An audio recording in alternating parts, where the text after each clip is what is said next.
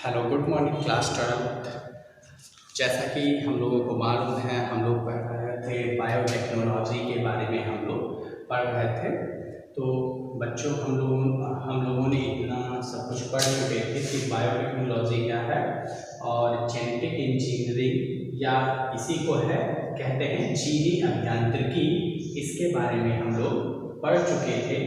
ठीक है, इतना हम लोग पढ़ चुके हैं, पर एक बार देखते हैं, थोड़ा सा रिकैप करते हैं। तो ये इंजीनियरिंग क्या है या जीनी अभियांत्रिकी क्या है या बायोटेक्नोलॉजी क्या है। आप बायोटेक्नोलॉजी में बिल्कुल भी भ्रमित नहीं होंगे।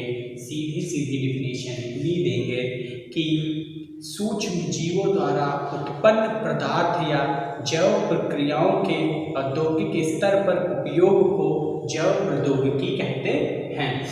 इसका मतलब ये है कि हमें मालूम है कि हम लोग क्या करते हैं। जैव प्रौद्योगिकी में होता क्या है, विभिन्न प्रकार के सूक्ष्म जीवों का उपयोग करके मानव कल्याण में कुछ मेडिसिन है ना, या कुछ नस्ल होती हैं जिनको तैयार किया जाता है और वो मानवों के लिए क्या होती हैं, उपयोगी होती हैं। तो ऐसी जो प्रक्रियाएं होती हैं वो जैव प्रौद्योगिकी कहलाती हैं।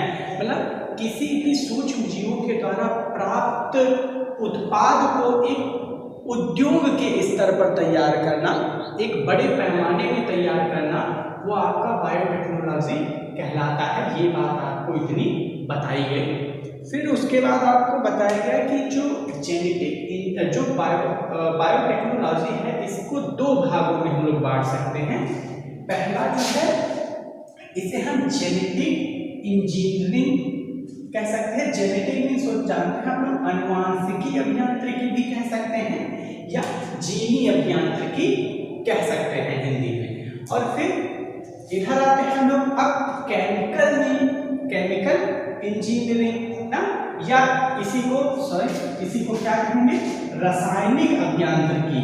ठीक है, इसी को हम लोग बोलेंगे, क्या बोलेंगे, केमिकल। देखिए केमिकल माने आपको मालूम है ना क्या होगा, केमिकल माने रासायनिक। तो इसी को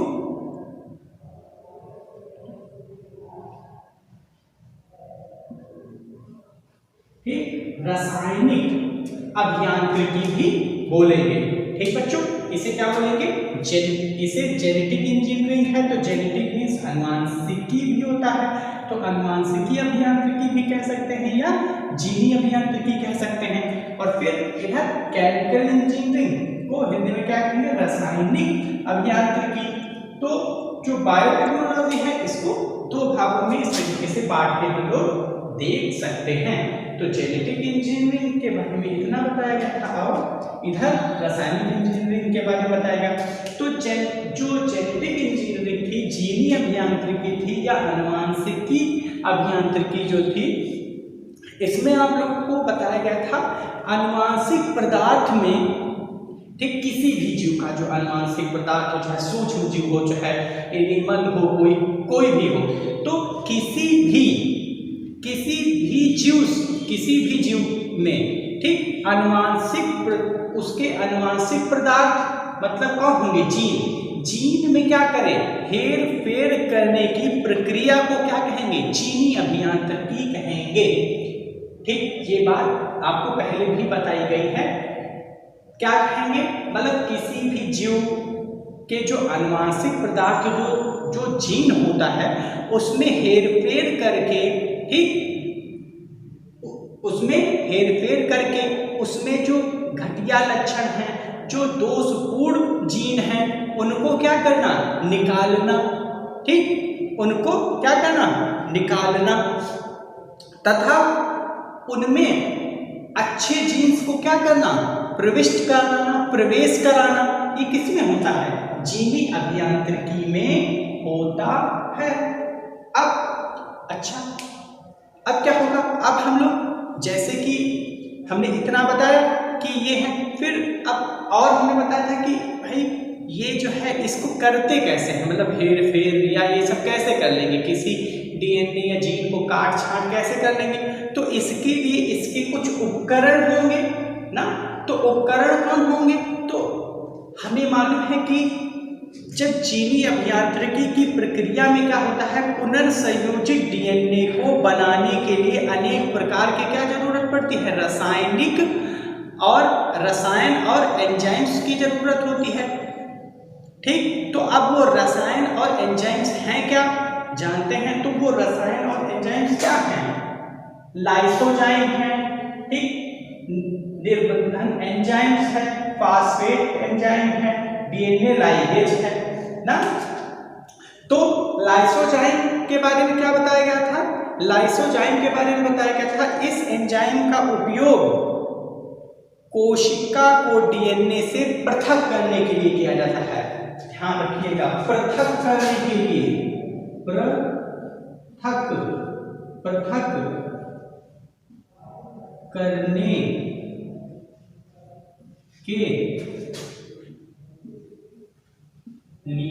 ठीक, मतलब लाइसोजाइम जो एंजाइम है, ठीक बच्चों, लाइसोजाइम जो एंजाइम है इसका उपयोग कोशिका से डीएनए को अलग करने के लिए किया जाता है। तो लाइसोजाइम एंजाइम का उपयोग किस लिए किया जाता है, लाइसोजाइम एंजाइम का उपयोग कोशिका से डीएनए को पृथक करने के लिए किया जाता है। ये बात आपको बताई गई और पुनः एक बार बताइए।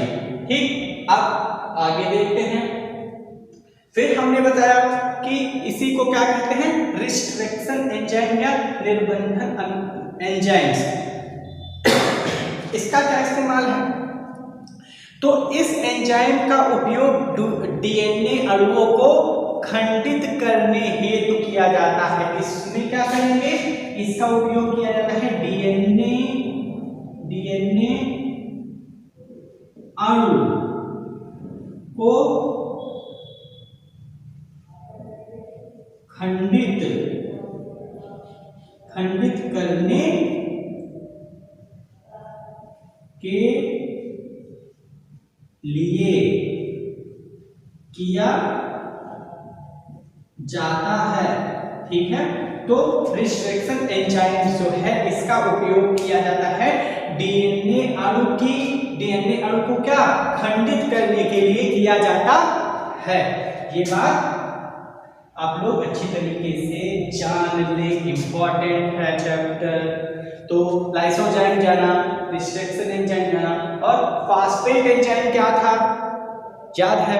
तो फास्फेट एंजाइम का उपयोग क्यों करते थे हम लोग, इसका उपयोग हम लोग इसलिए करते थे कि इसमें क्या होता था कि हम लोग इस एंजाइम का उपयोग डीएनए का जो पांचवा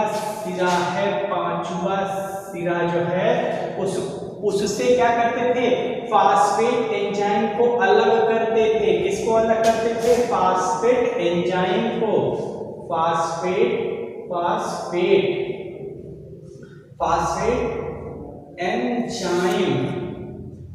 एंजाइम को अलग करते थे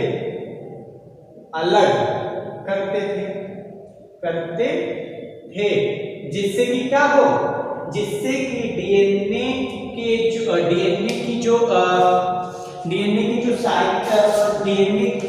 कैसा हो जाए, वृत्ताकार ना हो जाए। किस लिए इसको काटते थे कि डीएनए कैसा ना हो जाए, वृत्ताकार ना हो जाए। तो बच्चों हम लोग फास्फेट एंजाइम का उपयोग क्यों करते थे, इसलिए हम लोग फास्फेट एंजाइम में करते क्या थे, इसमें डीएनए के पांचवें खंड को क्या करते थे, पांचवें खंड को काट देते थे। पांचवें खंड में क्या करते थे, इस एंजाइम का उपयोग जो है डीएनए के पांचवें सिरे से क्या करते थे, एक फास्फेट एंजाइम को अलग करते थे जिससे डीएनए के सिरे क्या हो, आपस में जुड़कर गोल न हो जाए।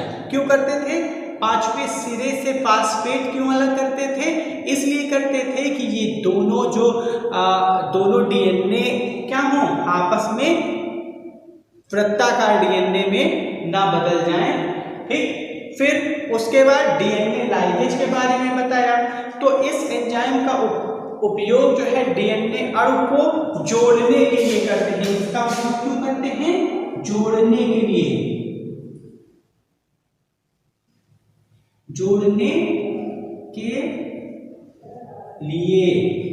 ठीक है, जोड़ने के लिए किसको, डीएनए अणु को, ठीक, डीएनए अणु को, ठीक। इतनी बात हो चुकी थी और हमें लगता है कि ये बातें समझ में आ गई।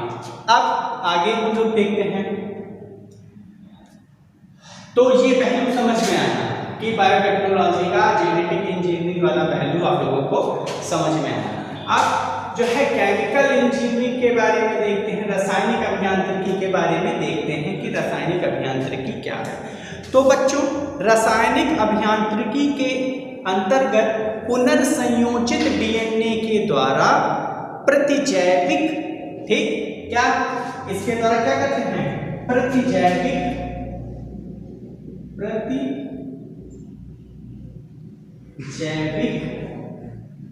या प्रतिजैविक, इसी को क्या बोलेंगे, इसी को इंग्लिश में क्या बोलेंगे, एंटीबायोटिक भी कहते हैं। इसी को क्या कहेंगे, एंटीबायोटिक।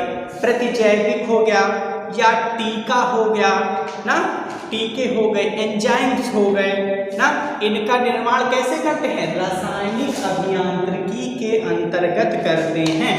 तो रासायनिक अभियांत्रिकी का उपयोग क्या है, रासायनिक अभियांत्रिकी क्यों उपयोगी है कि इसमें क्या होता है, जो इसके अंतर्गत जो पुनर्संयोजित डीएनए के द्वारा क्या करते हैं, प्रतिजैविक, क्या भैया, प्रतिजैविक,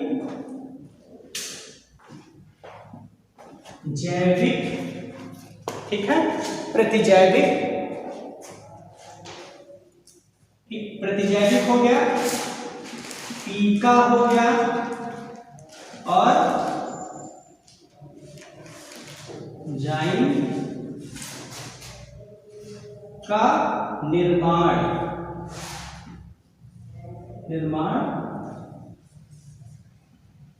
करते हैं, ठीक।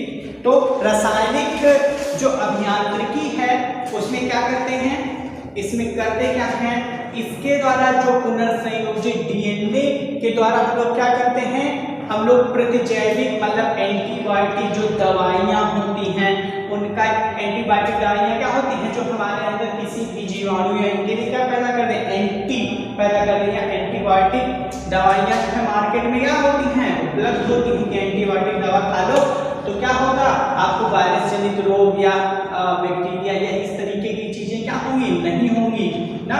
तो जब हमें वायरल डिजीज या ऐसे को तो एंटीबायोटिक दवाइयां क्या ज्यादा इस्तेमाल करते हैं, और आजकल तो हर दवाइयां क्या एंटीबायोटिक दवाई होती है, जो जिसमें क्या मतलब इससे होता क्या है, इससे हमें किसी भी प्रकार का कोई नुकसान नहीं होता है एंटीबायोटिक दवाइयों का सेवन करने से। तो बच्चों, फिर हम लोग रासायनिक अभियांत्रिकी के द्वारा टीका, एंजाइम बनाते हैं, ठीक।